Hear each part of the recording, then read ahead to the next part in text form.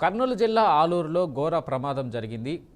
కురువళ్లిలోని ఓ ఇంట్లో gas cylinder పేలి రేకుల shed పూర్తిగా ధ్వంసమైంది. ప్రమాదంలో భర్త గురుస్వామి, భార్య గాయత్రి, కొడుకు ధర్మకు తీవ్ర గాయాలయ్యాయి. ప్రమాదంలో గాయపడిన బాధితులను స్థానికులు కర్ణాటకలోని బళ్ళారి హాస్పిటల్కు తరలించారు.